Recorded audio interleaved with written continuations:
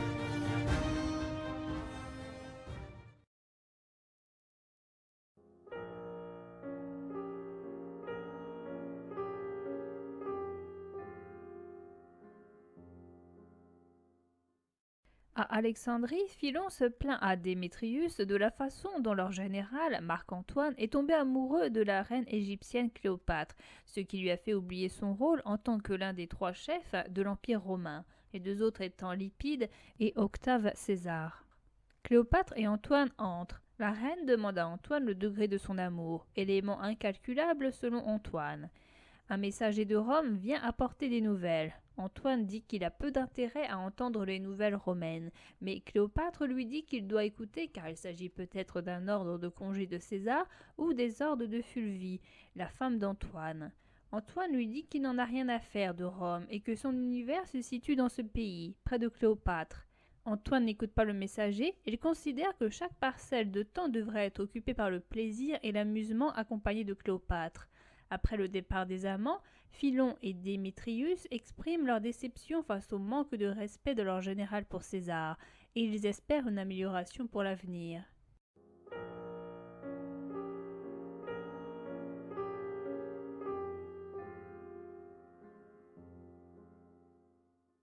Les suivantes de Cléopâtre, Charmiane et Iras, demandent à un devin de révéler leur avenir. Le devin dit à Charmiane qu'elle aimera plus qu'elle ne sera aimée, qu'elle survivra à la reine et que sa fortune passée est meilleure que sa fortune future. Charmiane et Iras ont une destinée qui se ressemble. Cléopâtre les rejoint. Elle cherche Antoine et elle demande à Énobarbus d'aller le chercher, mais quand Antoine s'approche, elle s'en va avec ses servantes. Un messager rapporte à Antoine que Fulvie et Lucius, le frère d'Antoine, ont monté une armée contre César, mais qu'ils ont perdu leur bataille. César les a chassés d'Italie. Labienus a envahi l'Asie mineure avec son armée de Parthe. Un autre messager arrive pour annoncer que Fulvie est morte.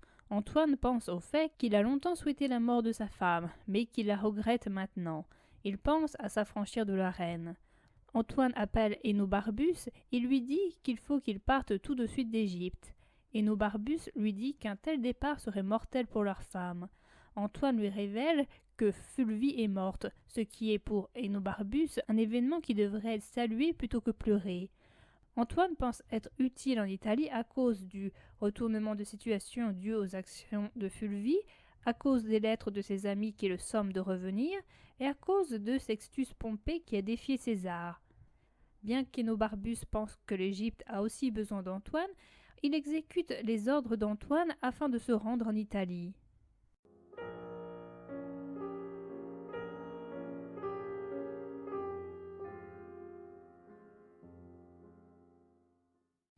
Cléopâtre ordonne à sa suivante, Charmiane, d'aller chercher Antoine.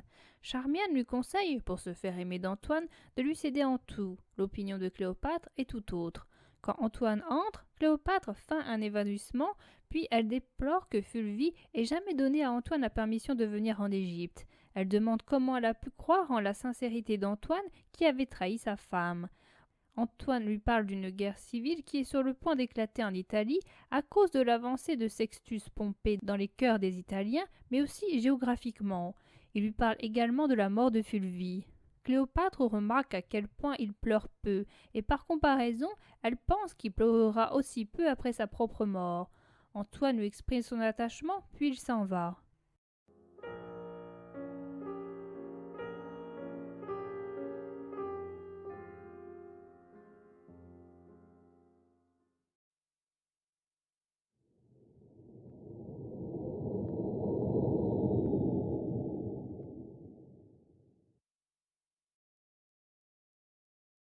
À Rome, Octave César se plaint à Lépide, le troisième triumvir, du comportement d'Antoine.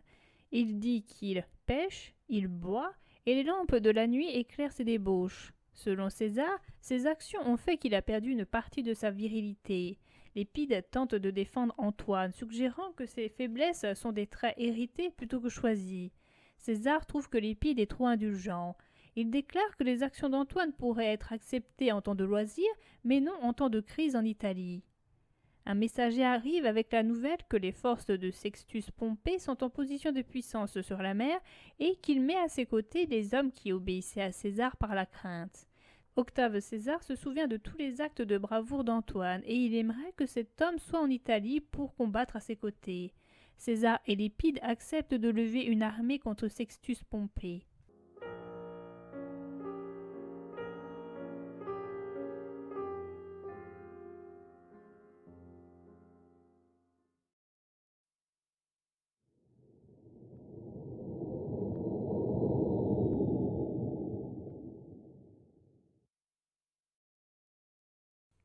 Cléopâtre demande à Charmian un narcotique afin qu'elle puisse dormir tandis qu'Antoine ne sera pas là. Cléopâtre se plaint à Charmian car Antoine lui manque. Elle se demande où il est, ce qu'il fait et si lui, à son tour, pense à elle. Alexa entre et lui présente un cadeau d'Antoine. Il s'agit d'une perle. Il dit à la reine qu'Antoine a embrassé la perle en quittant l'Égypte et qu'il a ordonné qu'elle soit livrée à Cléopâtre en signe de son amour et qu'il dit qu'elle sera bientôt la souveraine de l'Orient. Cléopâtre demande s'il avait l'air triste ou heureux, et elle se réjouit quand Alexa lui répond qu'Antoine ne semblait ni l'un ni l'autre. Un visage triste aurait pu contaminer l'humeur de ses condisciples, tandis qu'un visage heureux aurait pu dire qu'il n'avait rien laissé d'important en Égypte. Cléopâtre ordonne à Alexa de préparer 20 messagers, afin qu'elle puisse écrire à Antoine au moins un message chaque jour durant son absence.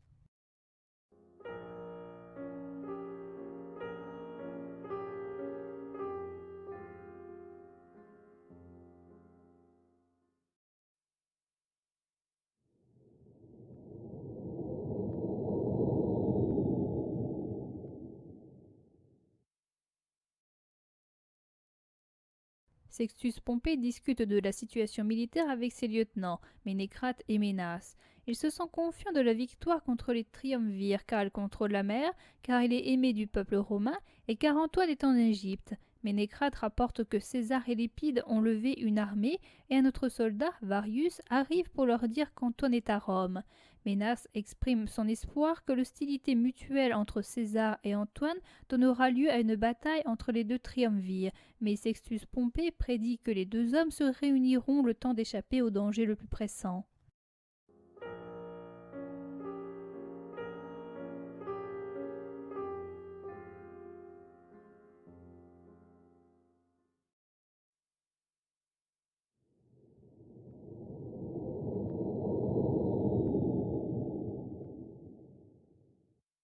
Lépide dit à Énobarbus qu'Antoine devrait parler à César avec douceur.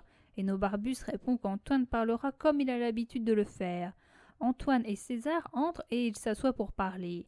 César se plaint de la rébellion que Fulvie et le frère d'Antoine ont soulevée contre lui et il se plaint qu'Antoine ait renvoyé ses messagers à Alexandrie. Antoine a également violé le serment qui consistait à ce qu'Antoine prête ses armes et son secours à la première réquisition de César. Antoine se défend. Mécène et Énobarbus leur proposent de mettre de côté leur querelle pour affronter Sextus Pompée.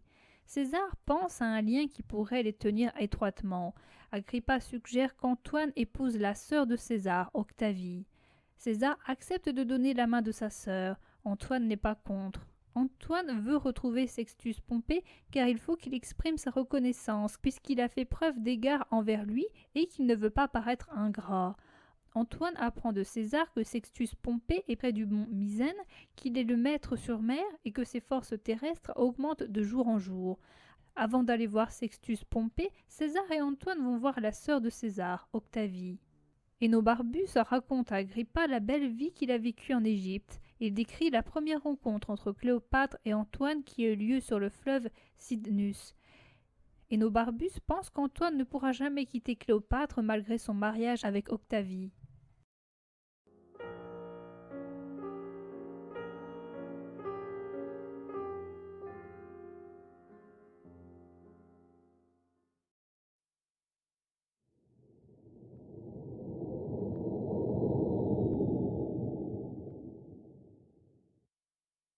Antoine prévient Octavie que ses devoirs vont souvent l'obliger à s'éloigner d'elle, et il lui dit qu'il ne s'écartera pas de la règle comme il a pu le faire dans le passé. Octavie et César partent, et Antoine est rejoint par le devin égyptien qui lui conseille de revenir en Égypte. En effet, dès qu'Antoine se trouve près de César, l'éclat d'Antoine diminue tandis que celui de César augmente. Antoine songe à revenir en Orient, là où sont ses plaisirs. Il ne se marie que pour avoir la paix. Antoine convoque Vendidius, un soldat et ami, et il le charge d'aller à l'est pour faire la guerre contre les Parthes.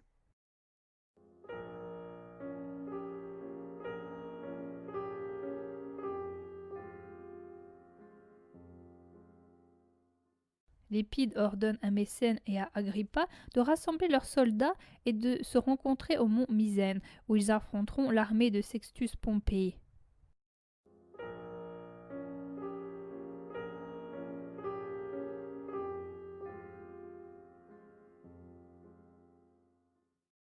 En Égypte, Cléopâtre ne pense qu'aux divers moyens de s'amuser. Elle songe à une partie de pêche, ce qui la fait songer à Antoine qu'elle compare à une prise de pêche. Quand un messager arrive, elle pense qu'Antoine est mort ou qu'il est malade. Le messager la rassure sur ces points. Quand il dit qu'Antoine s'est marié à Octavie, Cléopâtre le frappe furieusement.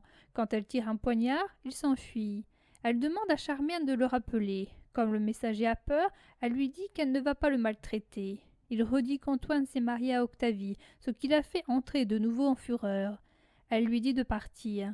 Elle envoie une de ses servantes dire au messager de se rendre auprès d'Octavie et de revenir afin de lui décrire cette femme.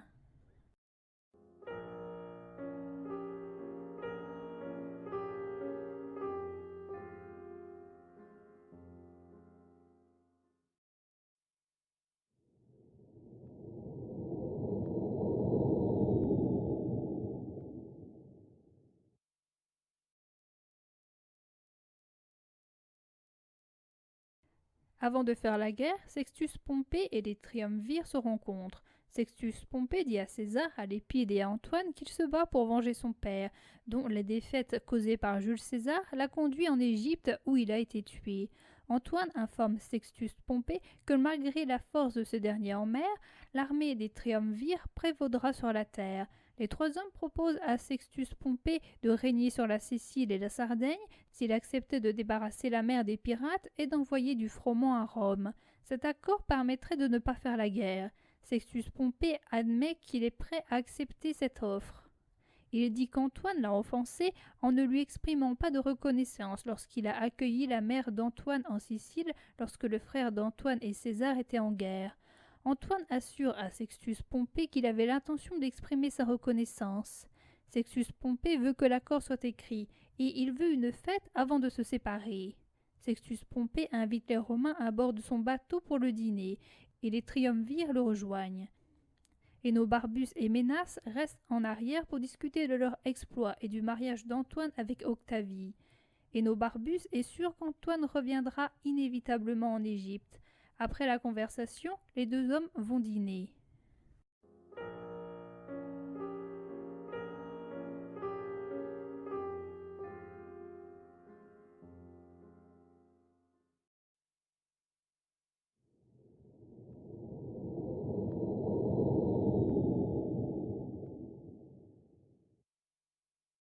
Deux serviteurs discutent du dîner de Sextus Pompée. Ils parlent de l'ivresse de Lépide. Sextus Pompée entre avec ses invités. Antoine discute d'une île avec César. Lépide parle à Antoine des serpents et des crocodiles qui naîtraient à partir de la boue de la rivière. Quand Lépide demande à Antoine de décrire un crocodile, Antoine lui fait des réponses absurdes. Ménas parle à part avec Sextus Pompée. Il lui propose d'être le seul maître de l'univers. Pour cela, il propose de trancher la tête au triumvir une fois en mer. Sextus Pompée refuse. Il aurait approuvé l'action si Ménas l'avait gardée pour lui. Maintenant qu'il l'a dite, Sextus Pompée y perdrait son honneur. Ménas lui en veut de ne pas saisir cette occasion, et il veut quitter le service de Pompée. Les triumvirs et Sextus Pompée continuent leur fête. Ils deviennent ivres, sauf César, ils finissent par se donner la main, ils finissent par danser et chanter avant de quitter le navire et d'aller se coucher.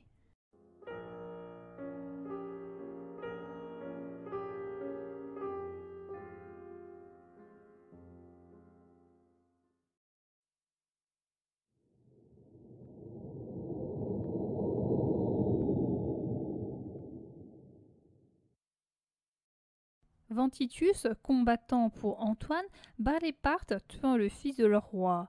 L'un des soldats de Ventitus, qui se nomme Silius, le presse de pénétrer dans la partie et de gagner plus de gloire. Mais Ventidius dit qu'il ne devrait pas, car un subalterne ne peut pas faire une action trop éclatante. Ventidius arrête son armée et écrit à Antoine l'informant de sa victoire.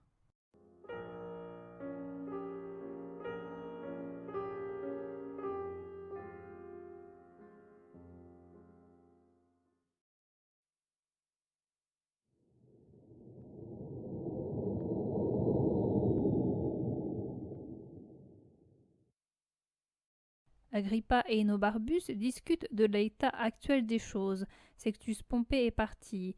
Octavie et César sont attristés par leur séparation imminente, et Lépide est toujours malade de sa nuit de forte consommation d'alcool.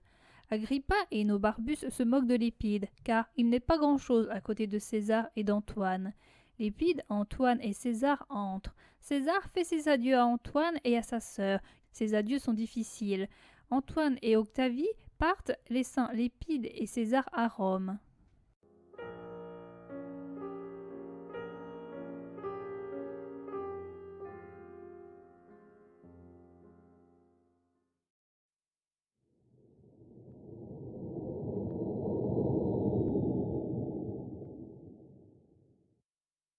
Le messager de Cléopâtre revient pour faire un rapport sur la nouvelle épouse d'Antoine. Il dit à Cléopâtre qu'Octavie n'est pas plus grande qu'elle a une voix basse, qu'elle se traîne et qu'elle a un corps qui semble sans vie. Cette nouvelle plaît à Cléopâtre car elle pense qu'Antoine ne pourra pas tomber amoureux longtemps d'une telle femme. Octavie aurait 30 ans, le visage rond, des cheveux bruns et un front bas. Cléopâtre est très contente de ces nouvelles et elle donne de l'or au messager.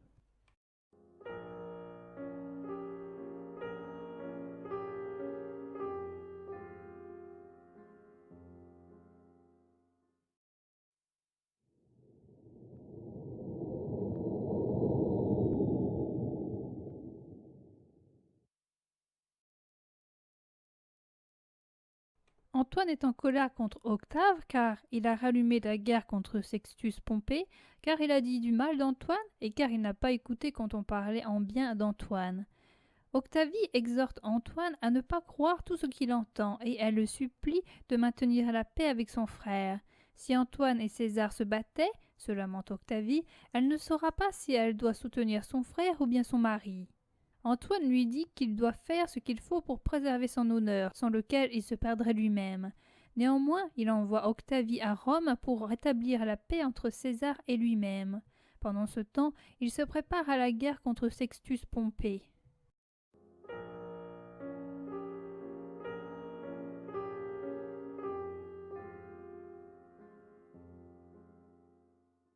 Enobarbus s'entretient avec Héros, un autre ami d'Antoine. Les deux discutent de la réussite de l'armée de César sur l'armée de Sextus Pompée et du meurtre de Sextus Pompée.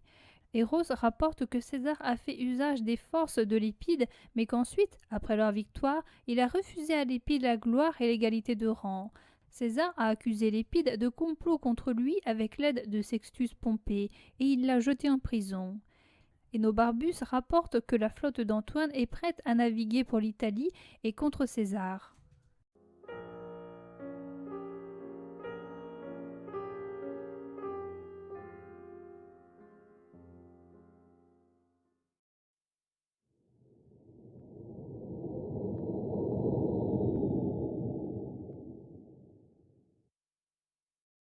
Octave est très en colère car Antoine est retourné auprès de Cléopâtre et il a donné des terres à Cléopâtre et à ses enfants. Antoine a donné l'Égypte à Cléopâtre et il l'a proclamée reine de la Basse-Syrie, de Chypre et de la Libye. Il a donné à Alexandre la Médie, le pays des Parthes et l'Arménie. Il a assigné à Ptolémée la Syrie, la Cilicie et la Phénicie. Antoine accuse César de ne lui avoir pas donné sa part de l'île de Sextus Pompée, de n'avoir pas rendu quelques vaisseaux qu'Antoine lui avait prêtés, et il lui en veut d'avoir écarté l'épide du triumvirat. César a envoyé un messager auprès d'Antoine afin d'expliquer pourquoi il a mis l'autre triumvir en prison. Il veut bien lui donner une part de ses conquêtes à condition qu'Antoine lui en passe des siennes. Mécène dit à César qu'Antoine ne cédera jamais. César ne veut pas céder non plus. Octavie vient. Il ne comprend pas pourquoi la venue de sa sœur se fait sans faste. Elle ne sait pas encore qu'elle a été répudiée, et elle croit que son mari est encore à Athènes. César la met au courant. Il lui dit qu'il a rejoint Cléopâtre et qu'Antoine a lancé des rois de différents pays contre lui. Octavie est la bienvenue dans le palais de César et parmi les Romains.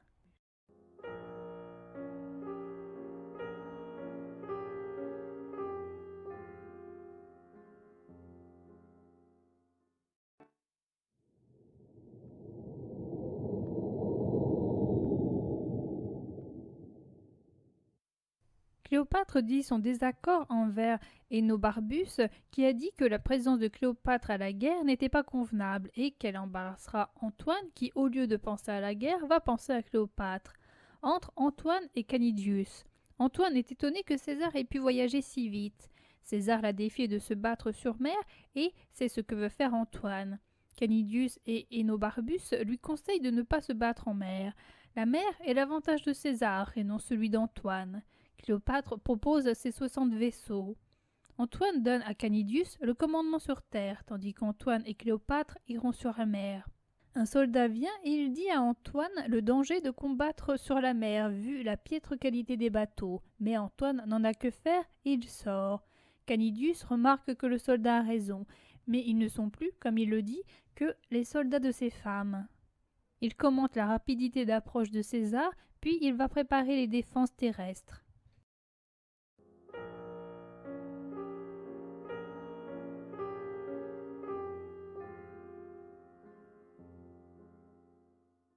César ordonne à son armée de retarder son attaque jusqu'à la fin de la bataille navale. Antoine demande à Énobarbus de placer leur escadron sur une colline, ce qui permettra de voir la bataille sur mer. Énobarbus décrit la bataille navale dont il vient d'être témoin. Les forces d'Antoine gagnent la bataille jusqu'à ce que la galère capitainesse de Cléopâtre, s'appelant l'Antoniade, s'enfuit sans avertissement et que les 60 autres vaisseaux ne la suivent. La victoire revient à César. Les soldats d'Antoine sont écœurés par ce qu'ils voient, en disant que « nous avons perdu royaume et province pour des baisers ». Canidius décide de se rendre à César avec ses légions et sa cavalerie. Énobarbus décide de rester auprès d'Antoine, mais c'est sans réelle conviction.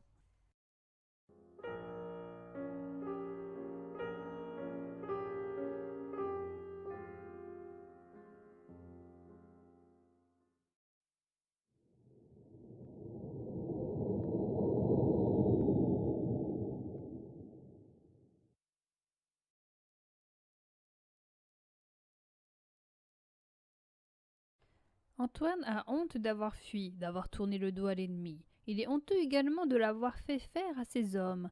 Il leur donne l'autorisation de partir de son commandement. Héros, Charmian et Iras encouragent Cléopâtre à consoler Antoine. Elle lui demande pardon d'avoir fait demi-tour, mais elle ne savait pas qu'Antoine allait la suivre. Antoine lui répond qu'elle aurait dû savoir que n'importe lequel de ses ordres aurait été suivi par lui. Antoine se plaint de devoir maintenant faire des propositions au jeune César. Il devra s'humilier alors que peu auparavant il gouvernait la moitié de l'univers. Incapable de supporter la vue de la douleur de la reine, il lui pardonne. Alors qu'Antoine embrasse Cléopâtre, il remarque que même son simple baiser le récompense de sa honte. Il dit avoir envoyé Euphronius, le maître d'école, faire des propositions à César.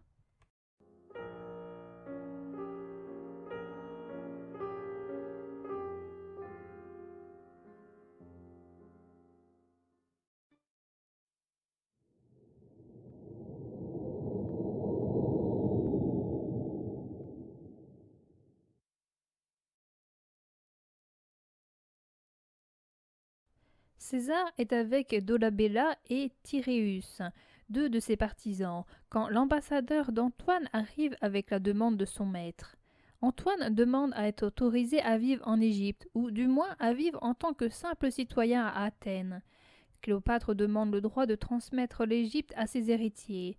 César rejette les demandes d'Antoine. Par contre, il se dit prêt à écouter Cléopâtre ou à satisfaire sa demande si elle tue Antoine ou si elle le chasse d'Égypte. César envoie Tyréus essayer de détacher Cléopâtre d'Antoine en lui donnant tout ce qu'elle demandera, et même en ajoutant des offres.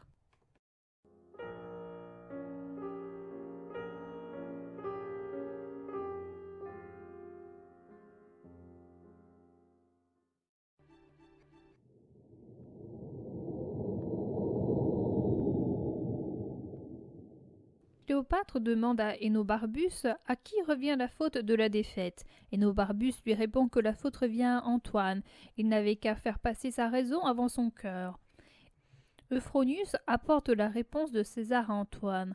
Antoine déclare qu'il va défier son rival dans un combat individuel. Tyréus vient faire les propositions de César à Cléopâtre. Il lui dit que si elle reste avec Antoine, c'est plus par crainte que par amour. Cléopâtre admet ce fait.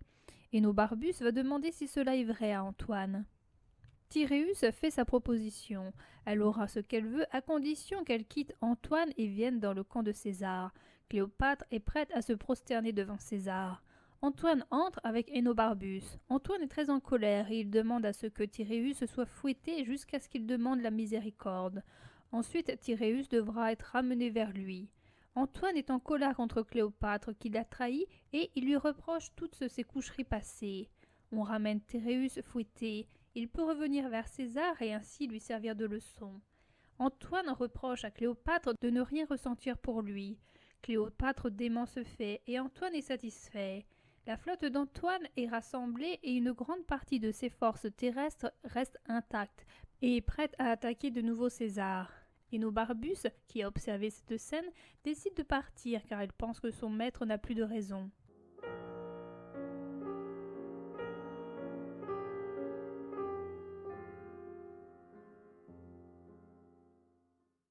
César, campé près d'Alexandrie, reçoit le défi d'Antoine et il en rit. Mécène lui conseille de profiter de la rage d'Antoine car cela signifie qu'il est aux abois. César prépare son armée, gonflé par les déserteurs des troupes de son ennemi, et il projette d'écraser Antoine pour de bon.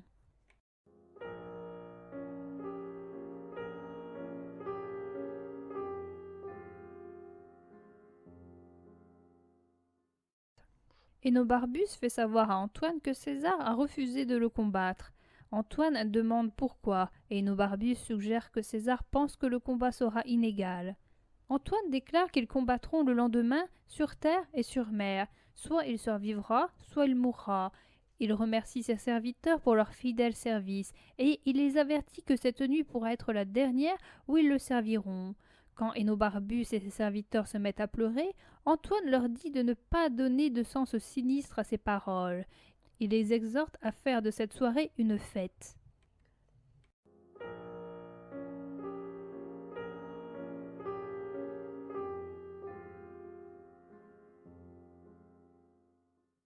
Cette nuit-là, les soldats d'Antoine entendent une musique souterraine. Ils pensent que c'est la musique d'Hercule, qu'Antoine aimait et qui, selon eux, l'abandonne maintenant.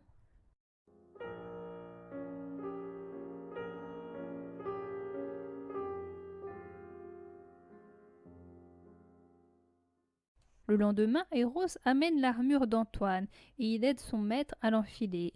Cléopâtre aide également Antoine à la mettre. Un officier entre et il dit à Antoine que 1000 guerriers sont prêts à combattre.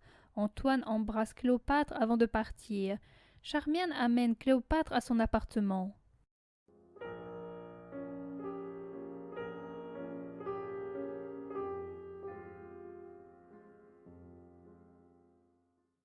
Antoine croise le soldat qui lui avait dit de combattre sur terre plutôt que sur mer.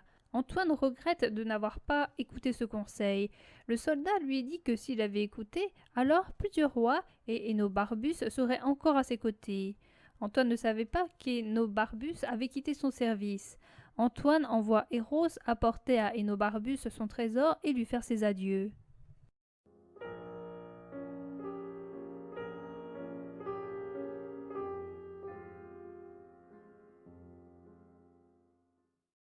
César dit à Agrippa de dire aux soldats de capturer Antoine vivant. César envoie un messager dire à Agrippa de placer les déserteurs de l'armée d'Antoine en première ligne pour désespérer Antoine.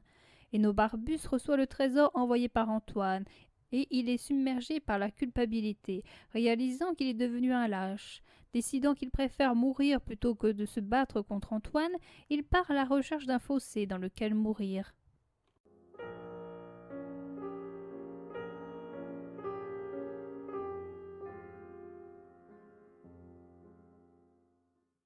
Agrippa dit à ses troupes de battre en retraite, déclarant que la puissance des forces d'Antoine a dépassé ses espérances. Les hommes d'Antoine gagnent la bataille et ils parviennent à reprendre Alexandrie. Scarus reçoit une blessure importante, mais il veut continuer de combattre.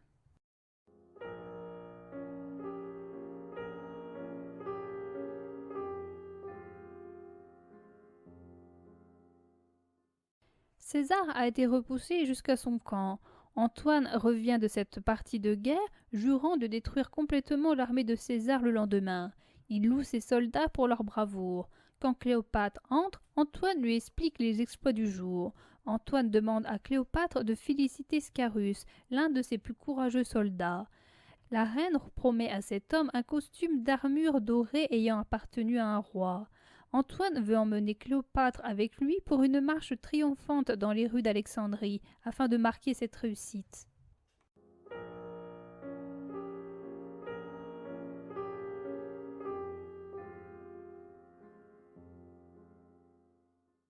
Les sentinelles de César discutent de la bataille à venir alors qu'Énobarbus parle à proximité. Ignorant qu'il est surveillé, Énobarbus dit qu'il s'en veut d'avoir abandonné le camp d'Antoine. Après son effondrement, les sentinelles décident de le réveiller, mais elles découvrent qu'il est mort. Parce qu'il est un homme important, elles portent son corps dans leur camp.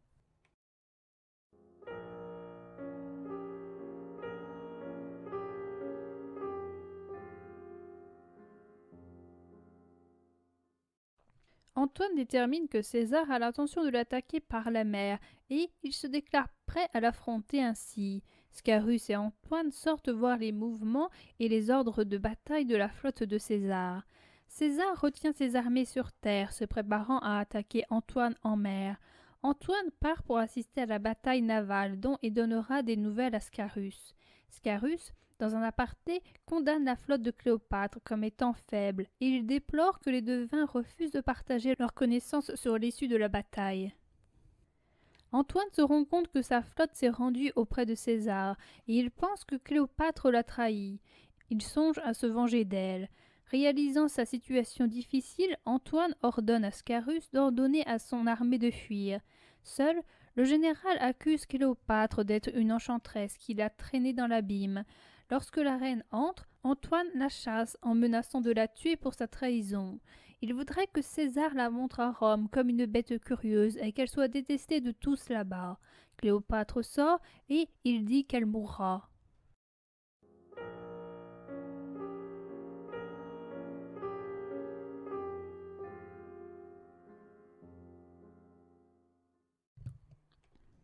Cléopâtre retourne vers ses servantes et elle leur raconte la rage d'Antoine. Charmian suggère à sa maîtresse de s'enfermer dans le tombeau de Ptolémée et d'envoyer à Antoine un mot disant qu'elle s'est suicidée afin d'apaiser sa colère. Respectant le plan, elle demande à Mardrian de fournir la nouvelle à Antoine et elle lui demande de revenir en lui disant comment a réagi son amant.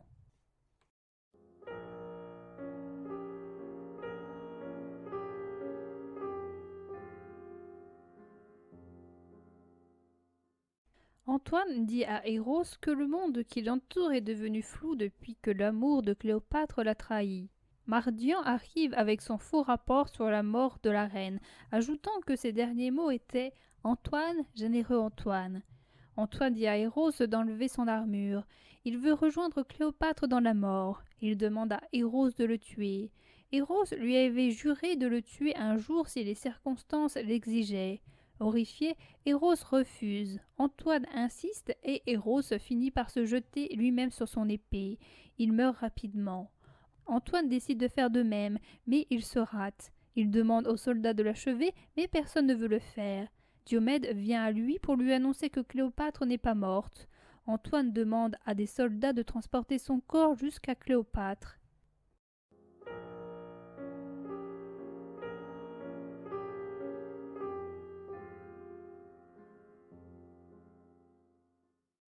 Cléopâtre et ses servantes se trouvent dans un mausolée, et Cléopâtre déclare ne pas vouloir en sortir. Diomède la met au courant de la blessure d'Antoine et du corps que les gardes amènent. Les amants se parlent. Antoine dit qu'il est mourant et qu'il souhaite embrasser une dernière fois Cléopâtre. Elle répond qu'elle n'ose pas descendre de son monument, de peur d'être capturée par César et de défiler dans les rues en tant que prisonnière de guerre. Au lieu de cela, Cléopâtre demande aux soldats de hisser Antoine vers elle.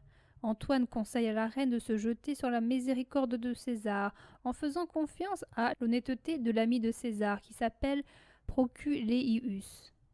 Il lui demande de ne pas pleurer ce changement de situation, mais de ne se souvenir de lui qu'au moment de sa gloire. Il meurt. Cléopâtre se lamente de suite et elle s'évanouit. Après que ses servantes l'aient ressuscitée de son évanouissement, Cléopâtre dit qu'elle n'est plus qu'une femme ordinaire. Cléopâtre décide qu'Antoine doit être enterré à la mode romaine.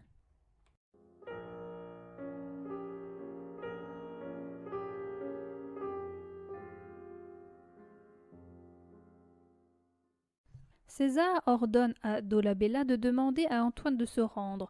Après le départ de Dolabella, Dercétas, l'un des hommes d'Antoine, entre en portant l'épée d'Antoine. Lorsque César demande pourquoi l'homme ose se présenter devant lui de cette manière, Dercétas explique qu'il était un fidèle disciple d'Antoine et qu'il souhaite maintenant servir César aussi fidèlement.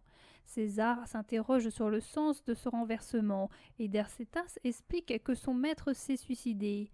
César est étonné que la mort d'un si grand homme n'ait pas fait plus de bruit. Même s'ils étaient contre Antoine, César, Agrippa et Mécène avouent qu'il s'agissait d'un grand homme et ils le pleurent. Un messager de Cléopâtre arrive pour demander ce que César prépare pour la reine. César dit qu'elle aura sa réponse bientôt et il promet qu'elle aura un traitement honorable et doux. César envoie Proculeius et Gallus à Cléopâtre pour qu'ils lui disent qu'elle sera menée vivante à Rome. Elle lui servira de marque de son triomphe.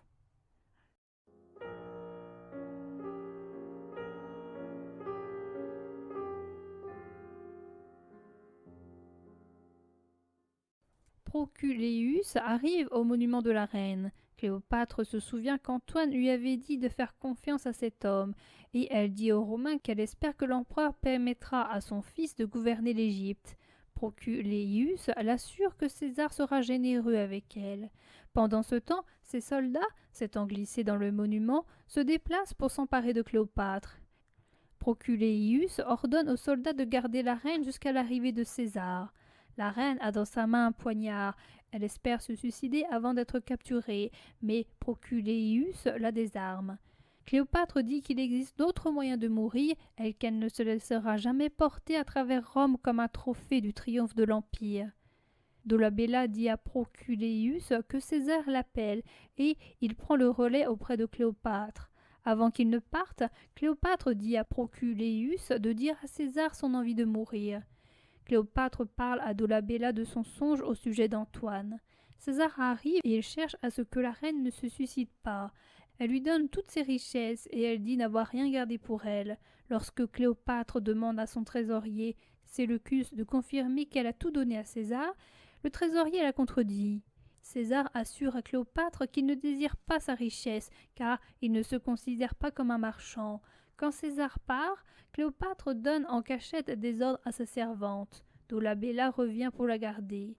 Dolabella lui dit que César part et que dans 3 jours, Cléopâtre et ses enfants partiront pour rejoindre César. Dolabella doit s'en aller pour rejoindre César. Cléopâtre dit à Iras que leur avenir sera de parader dans les rues de Rome et qu'elle a trouvé un moyen pour ne pas subir ce sort. Un paysan arrive, il apporte des figues à la reine. Une fois seul, le paysan parle de l'aspic qu'il a apporté. Cléopâtre interroge le paysan pour être sûr que ce serpent donne bien la mort. Elle ordonne à ses servantes de l'habiller richement. Cléopâtre fait ses adieux à ses servantes. Iras tombe morte et Cléopâtre prend le serpent du panier et elle le presse contre sa poitrine. Elle meurt peu après la morsure. Alors que les gardes se précipitent pour découvrir la reine morte, Charmian presse le serpent contre elle-même et elle rejoint sa maîtresse dans la mort. Dolabella entre, suivi de César. Ils se rendent compte du suicide et César ordonne à ce que Cléopâtre soit enterrée aux côtés d'Antoine. Les deux grands thèmes de la pièce sont l'amour et la politique. Ces deux éléments ne sont pas séparés l'un de l'autre, mais ils sont sans cesse emmêlés. Ce mélange est la clé de tous les soucis. Ces difficultés passent à travers les trois personnages phares, Octave, Marc-Antoine et Cléopâtre. Antoine possède deux facettes, comme pourrait les posséder le Dr Jekyll et Mr Hyde. Il peut se montrer très attentionné envers Cléopâtre, mais il peut avoir un comportement irrespectueux envers elle en la menaçant de la tuer ou en l'insultant. Il en est de même avec son devoir politique. Il est quelquefois prêt à l'abandonner, refusant même d'écouter les messagers envoyés par Rome. Au contraire, quelquefois il le prend très au sérieux et il décide de suite de revenir à Rome ou de se venger de l'empoisonnement de Lépide dont il semblait n'en avoir que faire auparavant.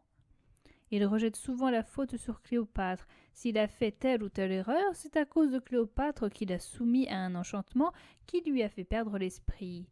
Antoine est toujours tiraillé entre deux situations, entre son amour et ses devoirs qui sont incompatibles car elles ne sont pas situées au même endroit géographique, car la situation de Cléopâtre est très mauvaise à Rome et car l'amour lui fait prendre des décisions stupides, comme le fait de vouloir se battre sur mer alors que des gens lui conseillent de ne pas le faire. Quand Antoine est coincé entre son amour et son rôle de dirigeant, son échappatoire est de repenser à sa gloire future. Ceci le rend encore plus mal, car il remarque à quel point sa situation a changé. Sur le point de mourir, il demande à Cléopâtre de ne pas regarder ses derniers instants, mais de ne repenser qu'aux instants glorieux. Le personnage d'Octave est très opposé à celui d'Antoine, et pourtant elles ont en commun le fait d'avoir plusieurs personnalités dans la pièce. Tout d'abord, Octave représente la rigidité. Il fait toujours son devoir et il aimerait qu'Antoine en fasse de même. Lors de la fête avec Pompée, il prône la modération. Deuxièmement, Octave est un adversaire d'Antoine. Dès sa première apparition dans l'acte 1, scène 4, il critique ses faits.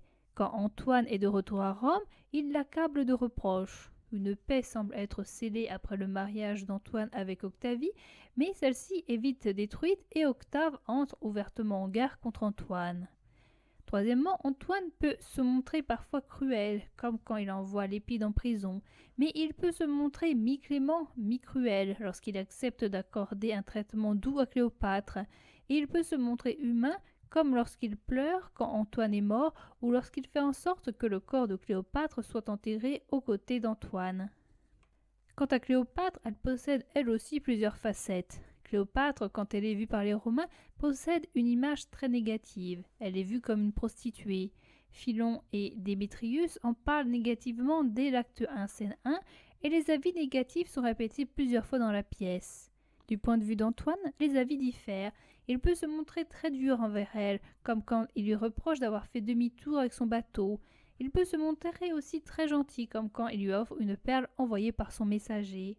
Du point de vue du lecteur, on trouve infondées les différentes attaques qu'elle subit. Le lecteur la voit comme une femme amoureuse qui, lorsqu'Antoine n'est pas là, ne fait que de penser à lui. Cette femme a aussi de la jugeote quand, pour garder Antoine auprès d'elle, elle ne lui offre pas tout de suite et lui donne du fil à retordre. Elle est à l'origine où elle met en place des petites manipulations dont la dernière sera fatale à Marc-Antoine. C'est une femme qui ne reste pas passive comme l'est Octavie. Elle met en place des stratégies. Par exemple, elle fait croire à César qu'elle lui présente toute sa richesse alors que cela n'est pas le cas. Cléopâtre possède des points négatifs. Elle est jalouse d'Octavie, ainsi elle se réjouit lorsque le messager lui donne un mauvais portrait d'Octavie. C'est également un personnage emporté quand elle frappe le messager alors qu'il ne fait que de lui dire la vérité. Cléopâtre a un sens de l'honneur. Ainsi, pour ne pas parader à Rome et être à la merci d'Octavie, elle se suicide. Ce sens de l'honneur est aussi présent chez Pompée et chez Marc-Antoine, mais il paraît absent de César.